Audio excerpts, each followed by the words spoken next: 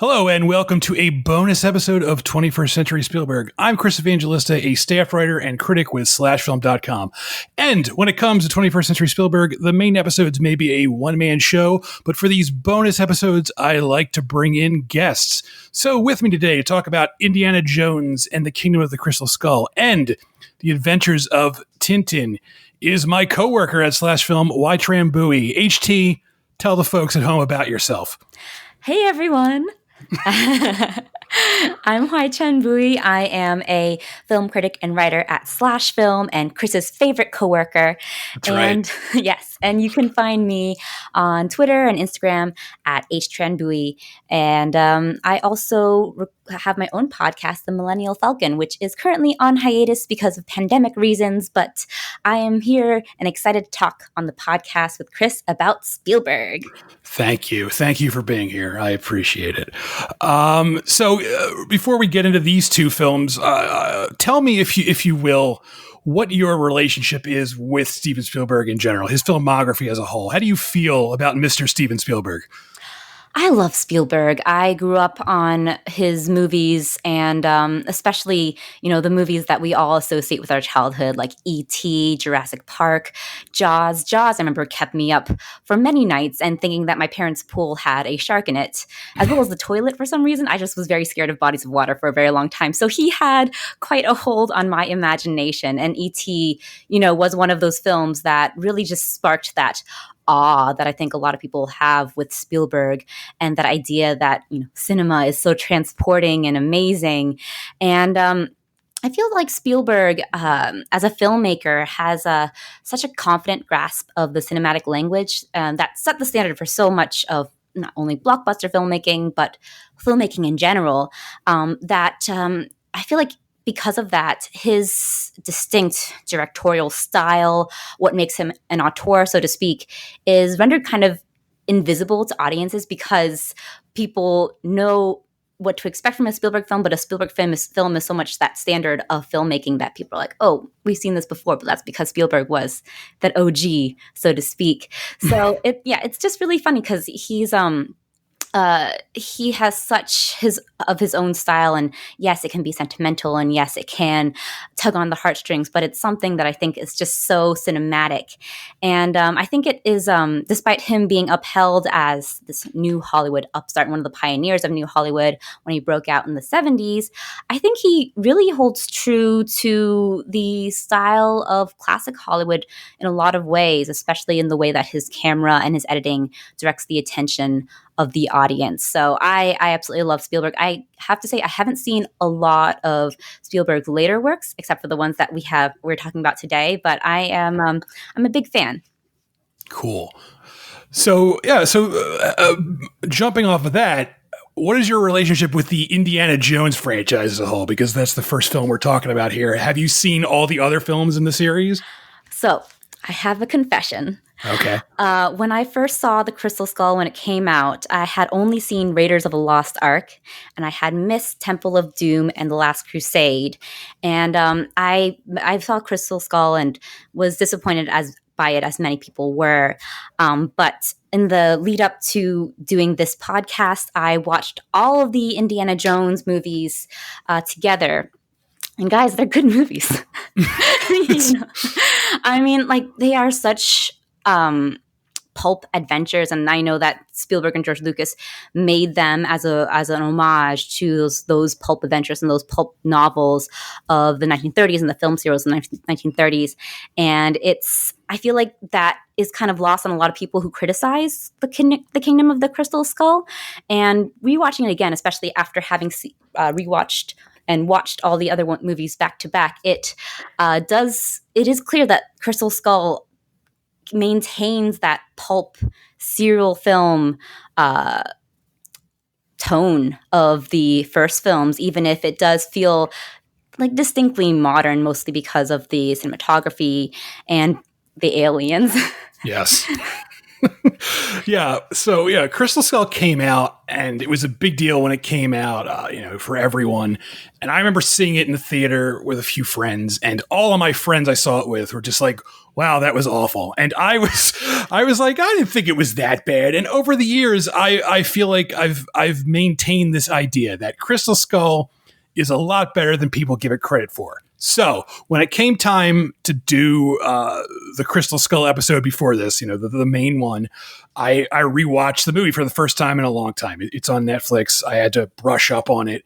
And boy, so while I still think it's a lot better than people give it credit for, I have to admit, I noticed a lot more of the flaws this time than when I first saw it. And I'm of two minds of it. On one level, I do like a lot of it. I like Harrison Ford is all in. Harrison Ford, especially in his later career, does have a habit of sort of phoning it in sometimes, but every now and then he does remind us that, oh, he's a good actor, and he's returning. It's clear that Indy is a role he really loves to play, and he seems like he's having a really good time. And like you said, I love the pulpy stuff, and I like a lot of other side. I like Cate Blanchett's very hammy villain, and I even like camping so hard. And I even, I don't think there's really that big of a deal with Mutt Williams, even though that's the character everyone hates. However, I think the biggest problem with this movie, at least from my standpoint, is that, like you just said, it's too quote unquote modern, in the sense that when you rewatch those early indie films, when you rewatch the first three, the movie making back then was so much different, and all the effects were practical because they didn't have a choice. There were matte paintings and models, and everything had to be done practical or in camera. Now that Spielberg's making an Indiana Jones film in the 21st century, he has that option of using a lot more digital effects, and it's very glaringly noticeable. And I feel like that hurts the film, because I don't know how you feel about this, but in my mind, practical effects make things feel more real. So even though the first three Indiana Jones films are dealing with, unreal things like the Ark of the Covenant and the Holy Grail, it feels grounded somehow. And this film doesn't feel that way. I would say that I love the practical effects of the original trilogy, and I would say that I don't know if they feel more real, so to speak. They feel more tactile. I think it actually feeds more into the pulpiness of the overall tone of those movies, and I think that's what makes them. Because, like with Temple of Doom, for example, there's so much that's not realistic in that film, and yet like the practical effects of it make it a little bit more cartoonish and heightened in a way that I feel like isn't in line with that pulp adventure of those original films. Whereas here, the digital effects really stick out. But I actually had kind of the opposite experience of you as you did when rewatching Kingdom of the Crystal Skull. I hadn't seen it either since I saw it first in theaters when it first came out. And I enjoyed it a lot more than I expected I would. Mutt Williams and Shia LaBeouf's performance isn't bad. I think that Shia LaBeouf has too much of a modern performance. He still has that twitchy energy that he brings from the Transformers franchise, and I don't think it completely fits with the overall mood of the film. I do like what Steven Spielberg is kind of doing with him being this put on sort of badass, like hard ass greaser, and he's he cares about his image and he cares about trying to put on that image, and it feels sort of like Steven Spielberg poking fun at Shia LaBeouf being that new it boy in Hollywood. So I feel like that was kind of a fun little element of it. I just don't think his performance really works in the movie itself, but it's not glaringly terrible. So yeah, I feel like the digital effects are almost a remnant of the time as much as the practical effects are of the 80s films. Right. So I kind of am more forgiving of them in a way. Like, they're not good, especially the and I'm forgetting what the animals were that like pop up during the nuclear. The prairie dogs. Oh my God. Yeah. It's like the first thing you see is it's like a cartoon prairie. I just remember even back when I saw it in theaters and I didn't dislike it as much, I was still like, that first shot, I was just like, uh-oh, is this how the movie's going to be? Or are there going to be more cartoon animals in it? Yeah, So, and then yeah. we had the monkeys that were like swimming Oh, through with mud. But I will say, I really like the ants. yes. I like them a lot more this time around. I don't know. I feel like there was a fun body horror element to them, and making them even more unrealistic as they are now in the film just makes it adds to that kind of horrifying element of it. And I really liked it this time around. I was like, wow, they're really scary. That was like one of the genuinely frightening sequences of Crystal Skull. Yeah, that scene is nightmarish because they're like crawling in that guy's mouth and everything. And Mm-hmm. yeah, like in that instance, I am more forgiving of digital because you can't have a million ant puppets running around. But it's stuff like the prairie dogs and the monkeys and that whole jungle scene in general. It looks like they're like I don't know. It just looks like they're in a cartoon. Like they're driving through a jungle, and obviously they couldn't shoot in a real jungle because that's not possible. But it just looks like they didn't even try to make it look real, and it stands out like a sore thumb for me. And then so the effects are one thing, and then another problem with this film. Not to only focus on the negative, but I do think the script issues are really what bog it down. Behind the scenes, this went through a bunch of different scripts. Frank Darabont wrote one that Spielberg loved and George Lucas did not like. So they jettisoned that. They brought in David Koepp, and David Koepp kept a lot of Darabont's stuff, but then he added his own stuff. And I think that's sort of what trips the movie up. I feel like there's too much going on in this movie. And that sounds weird to say because you want stuff to be happening. You want a bunch of adventure and action, but the movie just feels like there's like one character too many in this movie. Because not only do you have like the villains, but you have William Hurt's character, and then you have Ray Winstone's character, and you have Indy's son. And it's just like, it seems like there's just too much happening. Does that make sense? Do you agree? Yeah. Do you disagree? No, I agree completely. I feel like this movie is trying to be a Cold War espionage movie, an Indiana Jones pulp movie, and a family film, and a sci-fi film all at the same time. And all the attempts to bring that all together into one makes it feel like this big tonal mishmash. And I think that like if they stuck with any one of those, it would have been a fine film. I actually was really interested when the movie first starts out, and you think, oh, okay, this is going to be a Cold War film, maybe a Wrong Man style film in the style of Alfred Hitchcock's North by Northwest or something. And that would have been really interesting because Crystal Skull updates Indiana Jones from the 1930s film serials to the 1950s. And the 50s, I feel like a lot of the big action events films of that time are those kind of big espionage, Wrong Man type Hitchcock films. And I would have been really interested to see how Indiana Jones would fare in that kind of movie. And I feel like that's where it started to go at the beginning before it takes a hard left turn and goes back into the pulp adventure with the fantasy elements. And then, oh no, wait, actually, it's a sci-fi film. Right. And yeah, it's just it just tries to do so many things at once. And I actually want to talk a little bit about the sci-fi elements, which I know is the big big elephant in the room for this movie. And Yes. I will have something to say in defense of sci-fi. I think it could maybe work. It could maybe work because sci-fi and pulp aren't necessarily at odds with each other. Sci-fi is actually a big part of like pulp adventures. You see the Men from Mars and those kind of pulp novels and that kind of thing. And I don't think that sci-fi and fantasy necessarily clash either. But it does feel at odds especially when you watch all the other Indiana Jones movies up until now, because those films are so rooted in the mythic fantasy, the folklore of it all, the Covenant, the Ark of the Covenant, the Holy Grail. Those things are very rooted in fantasy. And then you bring in something that's really hard sci-fi, like interdimensional beings, and it feels a lot like season 4 of Buffy the Vampire Slayer. You know what I mean? So Yes. it's because Buffy the Vampire Slayer up until then had been such mythic folkloric fantasy, and it was all demons and vampires and those kind of ancient fantasy things, and then suddenly you bring in the oh, who were they again? The soldiers.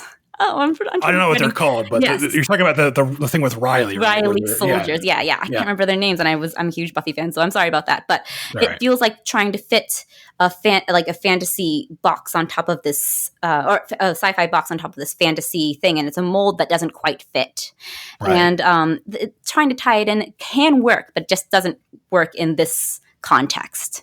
Yeah, absolutely. I agree. And like George Lucas's whole thing, he was the one who was hammering home, it's got to be aliens. And his whole thing was like, oh, in the 50s they had these alien movies, they had flying saucer movies, but this doesn't feel like those movies. Like, there's like The Day the Earth Stood Still, which is in 1951. Like that would feel, if they tried to have that sort of sci-fi from that movie where it's more like a parable and it's more like like corny, for lack of a better word. I think that would fit better than what we get here, which is like the aliens just look like full-blown CGI generic alien. What we associate aliens with today is how they look in this movie. And like, that just feels very uninspired to me. Whereas they could have, like, if they really gone for that 50s sci-fi feel to blend with that Cold War espionage feel, that really could have worked. And they sort of like miss it there. And going back to that espionage thing, yeah, they have that whole opening where the FBI is like, are you a communist indie? And then that never gets brought up again for like the rest of the movie. It's like, why? Except for Mac, who pretends to be CIA, and then he's actually not. And, God. He keeps switching sides. He's a double agent. I hate that character. I love Ray Winstone, but I just hate this character. I hate that he's constantly being like, I'm on your side, and Indy keeps like falling for it. It's like, what are you doing? Very obviously sleazy. Like, all he cares about is the money and the gold. And you're like, how is he not someone? He's obviously not trustworthy at all. So it's just it's like, why are they even friends? Like, I know they talk about like they were in like the war, but it's like, it just seems like those characters should not be friends to begin with. It's just very weird. So, all right, we said so much negative things. Is there anything positive we can say about Indiana Jones and the Kingdom of the Crystal Skull? I like the fridge scene. I'm going to say it. I like it too. So I'm glad we're on the same page here. Yeah, it's such a great way to start the film, first of all. And I really love that eeriness of him stumbling onto the simulated town and seeing that it's full of mannequins. And first of all, it's just really funny to me that the government would spend money for real televisions and running all this water through this fake town just to like blow it up. Yes. It's just hilarious to me. But also I love that feeling and then him thinking fast and throwing himself into a fridge, which I think was it on Mythbusters or something, or some other television show where they tested whether that would work, whether he would be like saved from, at least from the atomic like radiation, and it does, but like him actually being tossed through the explosion probably wouldn't. Yeah. But I think it's such a striking scene and imagery. I love it. And I don't care about you thinking it's unrealistic. Nothing about Indiana Jones has ever been unrealistic. And when I say you, I don't mean you, Chris. I mean you, the world. Thank you. Yeah, no, I agree. Yeah, like yes, the fridge bouncing across the desert would probably like break every bone in his body, but I don't have a problem with it, honestly. And I love that shot where he steps out and he looks up at the mushroom cloud. That shot is like one of my favorite shots in the entire Indiana Jones series. It's so just like amazing looking, just him looking up at that mushroom cloud, and he's like this little silhouette down in the corner. It's so great. And let me just remind you that in Temple of Doom, for those who criticize the fridge scene for being unrealistic, in Temple of Doom, they jump out of an airplane with a life raft. Yes. as a parachute, and they land pretty safely in the water. So it's from, I don't know, hundreds of feet up. So, realism is subjective. Right. And you're supposed to suspend your disbelief with these movies. So I really never had a problem with the fridge thing. That was like always the weirdest thing for people to harp on in my mind. Mm-hmm. But yeah, so Crystal Skull, it's better than its reputation suggests, but it has problems. Is that fair to say, in your I opinion? think that's fair to say. I think it's not by any means like it shouldn't by any means be erased from the Indiana Jones canon, so to speak. I Right. think that it does a good job of wrapping up Indy's arc from being a reluctant son to being a reluctant father. And I love that it tries to continue that, and that it kind of explores a little bit, not enough, I think, but it explores a little bit the idea of what happens when a pulp hero has aged and is older, and what happens after he's left his peak. So I think it has some interesting things to say, and it's good fun. It's good fun. Yeah, and yeah, that family thing is a big thing about the movie that I like too, because like the start of the movie, it hammers home that Indy is like all alone. Like Mhm. his dad is dead, Marcus Brody is dead. Like the only friends he has are Mac, who is a traitor, and that Dean guy who he just seems like a casual acquaintance with. They're not like best buddies. So it's like he's got like no one in his life. And then by the end of the film, he's getting married. He has a son. William Hurt is basically like his new father figure. So it's like it's really just all about him finding a family after being this loner guy for so long. And I think that's nice. I feel like that gets overlooked a lot when people talk about this movie. Yeah, I really like that ending, despite its Steven Spielberg sentimentality of it. I like it. I like that it wraps everything up with a nice bow, because although we do have another indie movie coming on its way, I think it is a good ending for Indiana Yeah. Jones. Yeah, and it really makes me wonder. I have a really bad feeling that with this fifth one, they're going to like, let's ignore everything that happened in this movie. And I guess we'll see how it plays out. But yeah, I'm not, I don't know how I feel about it just because Spielberg isn't directing it, which just seems really weird to me. Mm-hmm. All right. Now, from Indy, we go to The Adventures of Tintin. Tell me about what did you know about Tintin before this movie came out? I feel like Tintin is a very weird character because he's so popular overseas, and the only real exposure I ever had to the character before this movie was the cartoon, which used to be on Nickelodeon at like 5 a.m. for some reason. And that's like the only knowledge I had of Tintin before this. What about you? I actually grew up reading Tintin because. Oh, am I saying it wrong? Is that how you say it? Tintin. I mean, like, okay, I'm going to say it once like that because that's the proper French way of saying it. It's a Belgian-French cartoon. But from now on, I'm just going to say Tintin because I don't want to sound like a raging snob. But I mean, in my defense, they say Tintin in the movie, so I don't want to. You just blew my mind with that pronunciation. I was like, have I been saying it wrong the entire time? No, it's because my parents grew up reading it because Vietnam, is colonized by the French. Woot! So we have a lot of French French material and pop culture bleeding into our culture. And my parents, in particular, grew up reading Tintin and other sort of comic books and pulp stories from it. Asterix and Obelix was one other big one that they passed on to me. And my dad actually grew up in France for a portion of his childhood, and was really fond of those kind of comics, and kept a lot of those comics in the original French language, and gave a couple of them to me when I was growing up.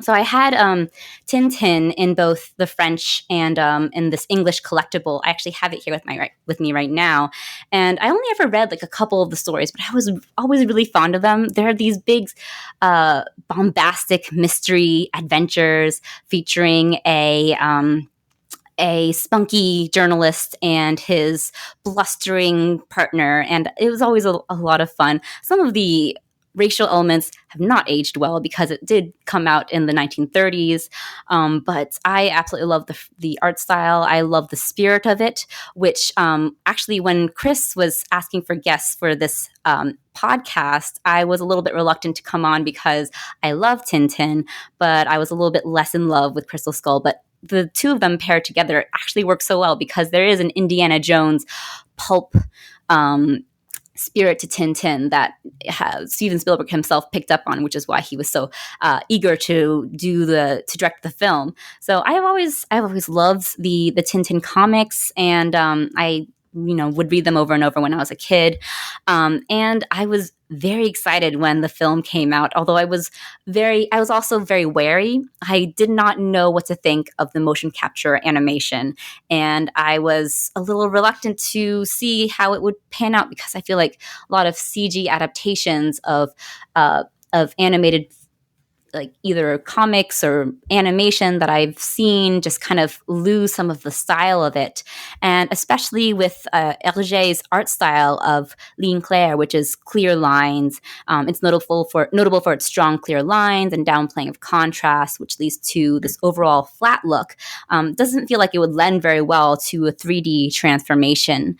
But when I sat down in the theater to see The Adventures of Tintin for the first time with my friend, who was equally a big Tintin fan, I was immediately captivated, and I immediately was on board because, first of all, the opening credit sequence, one of my favorite parts of the film, is done in the style of Hergé's art style, and it's a nice homage to both Tintin's previous adventures as well as the art style and the kind of the tone of it. I felt like already I was like, okay, they get what Tintin is, and I was on board from the beginning.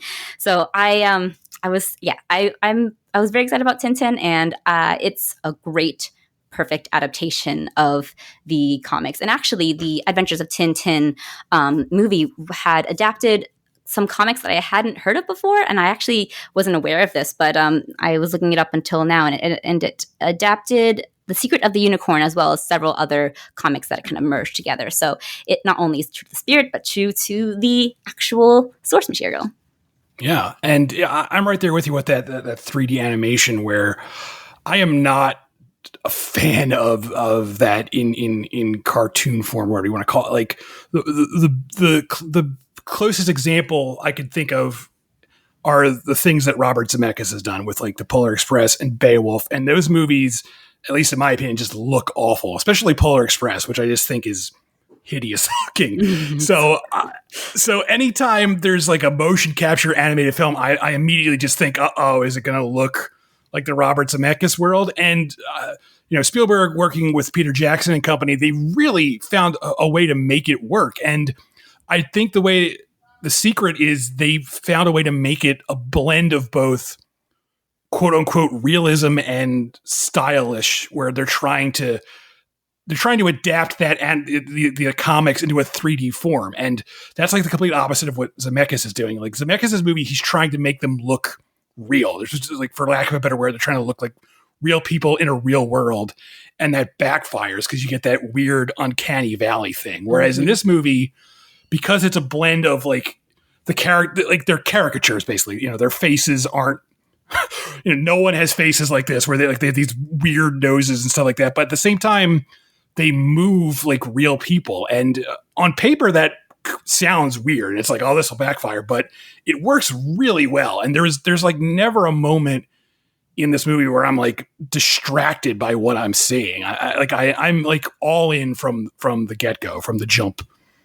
Realism is overrated. And absolutely. I agree. I think that Adventures of Tintin finds that perfect medium between realism and between that high stylized animation and like the art of the original comics.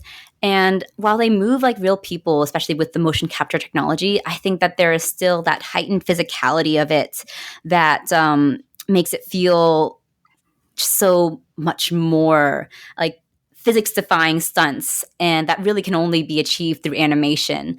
And Spielberg's most agile camera ever. It's just he's really having fun with his camera placements. Like, not only is he doing shots through glass, through bubbles, but he's also weaving the camera in and out through the wheels of cars and to chase animals and to change perspective that way. And it's so fun. And in watching this movie again, I wondered why Spielberg hadn't done an animated movie until now, because animation, I feel, where the limit really is only the depth of your imagination, is the perfect medium for the kind of awestruck cinema that Spielberg is great at, and why he hasn't done one until afterwards, because he did so well with Adventures of Tintin, and now it's like a one and done thing, and I want him to go back to animation and find that wonder again. I mean, I guess you could count Ready Player One because half of it was animated. You could count it. Let's not count it. No, I'm right there with you. Like, working in this medium, it like rejuvenated him. It seemed like, especially like in doing this series where I'm watching his 21st century films all back to back. When you get to this, it's like, holy shit. It's like he's like it's like a kid with a really expensive toy set, and he's just having so much fun. And yeah, that camera like never sits still. That whole that big climactic motorcycle chase is like one of the coolest things he's ever done. It's like, and you can't even imagine if you did that in live action, it would be like impossible. Like you would literally die. So watching him like free of the constraints of the real world, it's like, oh, this is so much fun. And yeah, I'm right there with you. I really wish he would do another animated film. And I don't know why he hasn't. And, I'm not going to count Ready Player One because that's a whole other conversation, and I don't want to have it right now because I'm still healing from that film. But yeah, this film is just so much fun from beginning to end. Like I had seen this, I guess on DVD when it came out on DVD. I didn't see it in theaters. I saw it on DVD, and I was like, that's a lot of fun. And I didn't really think that much about it until I had to watch it again for the series. And rewatching it, I was just like, God damn, this is like a blast, especially compared to just present day filmmaking. Like I can't think there aren't like adventure films like this made right now. Like the closest we have is the MCU stuff, and I won't go on to a rant there, but none of that is as fun as this to me. And another thing I really love about this movie is that it doesn't waste time. There's like not an ounce of fat on this movie. Like I feel like if this movie came out today and if Spielberg wasn't making it, some producer somewhere would be like, all right, you need to spend the entire movie explaining who Tintin is. Like there's this really shitty modern day franchise approach where every film that comes out that's adapting an IP, the first movie it acts as like a prequel. Like the Artemis Fowl just did that. And I hated it. The Old Guard does that too. The Netflix movie where like that whole movie is all about how they become the Old Guard. And at the end, they're like, all right, the next movie is when they'll really be the Old Guard. And I feel like some kind of old guard. So like, I feel like if someone else was making this movie and they were making it here in the year 2020, like this entire movie would be like Tintin in journalism school or something. And then at the very end, it would be like, now he's going on an adventure. And this movie, it doesn't like all you need to know about Tintin is explained both in those opening credits and that shot where he goes back to his office and there's like a bunch of shots of headlines on the wall just explaining, oh, Tintin does crazy adventures. And that's all you need to know. And I love that the movie doesn't waste time with being like, here is why we need to care about Tintin. It just goes right into it and you're along for the ride. And that's so refreshing. And I wish more adaptations of things would take that approach. You know what's kind of funny, though, is that it is kind of an origin story of sorts because it's the first meeting between Tintin and Captain Haddock. Yes. Because in the comics, as far as the ones that I own anyways, they're already a duo, Tintin, the plucky journalist, and Haddock, the blustering brute. And I really think it was smart of them to center the film around Haddock because I think you talked about this in your article and your podcast about it, is that Tintin himself isn't really that interesting. It's the characters around him that make him interesting, especially Snowy, who's the real Indiana Jones in this movie. Yes. Really, he solves all the mysteries.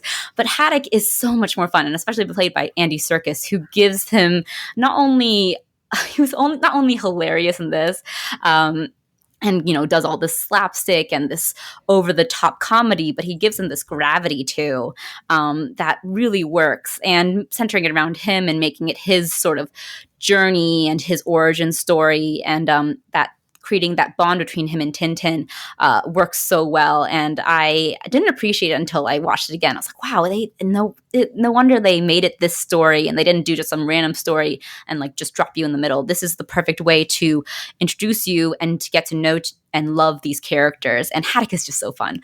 More Haddock, please. I know. I honestly think this is like my favorite Andy Serkis performance. It's just so much fun. I love the voice he's doing.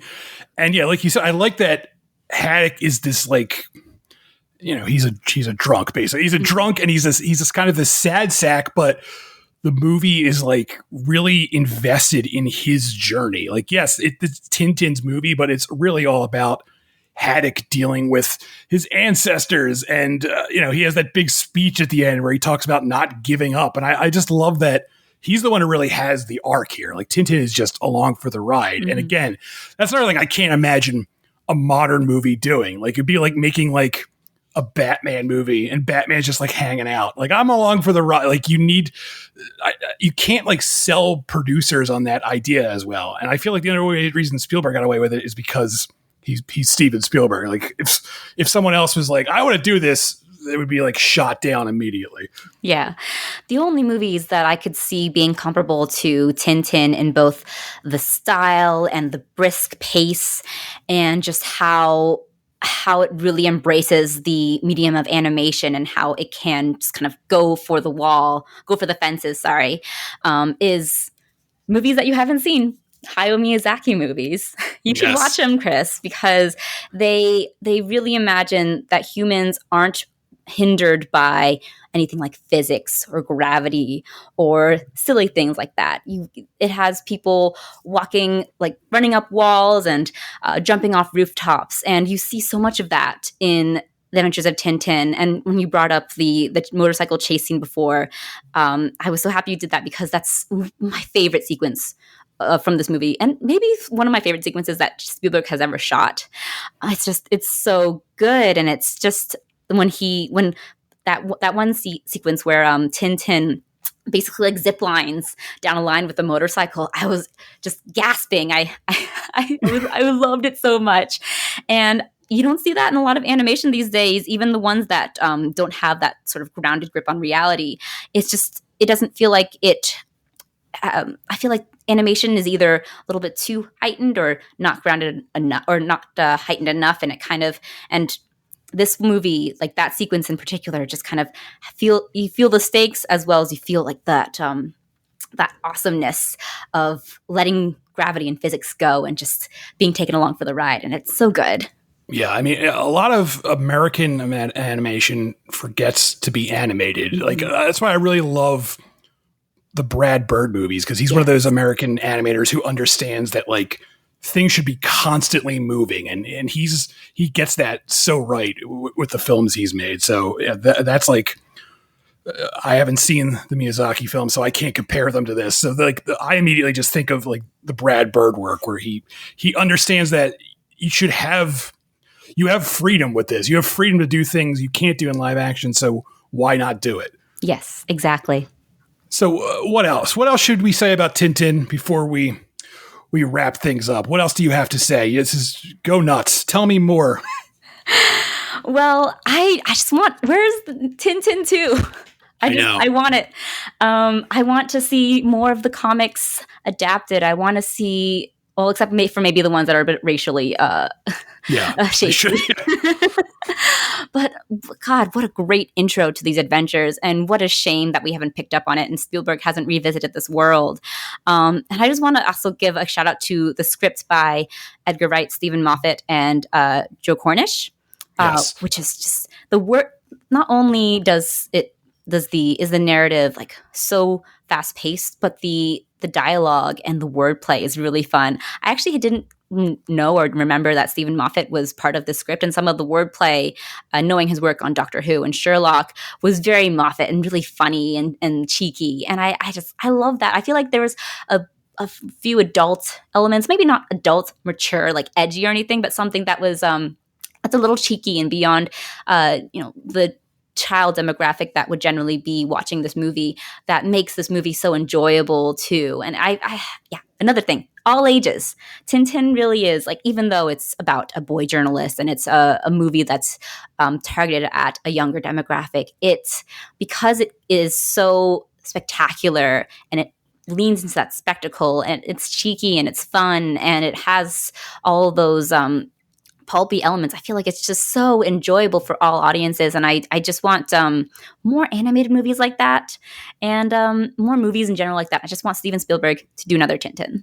Yeah, see, I'm right there with you on that too. I feel like the secret to Spielberg's success, especially his early movies, is that he's very rarely making movies for one demographic. Like, yes, he has his adult movies, like, Munich is not geared at children, but, movies like E.T. and Close Encounters and so many movies that we consider classics, even Jaws, those movies really aren't aiming for a specific demographic. He's not trying to make a movie just for adults or just for kids. He's making movies for everyone. And I feel like that's a thing that a lot of filmmakers don't pick up on. They, like, when they're trying to copy Spielberg, basically, they make the mistake of aiming for a specific age group. Mm-hmm. And he's very rarely doing that. He's really just trying to make entertainment for everyone. And I do feel like that's a reason why so many of his films resonate.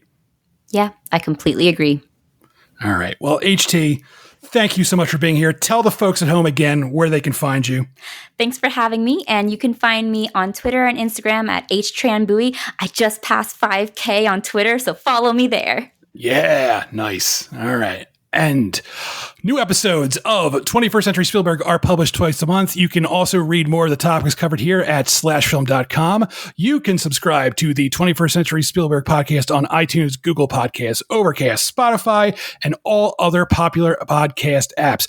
Please rate and review the podcast on iTunes. Tell your friends. Spread the word. It helps.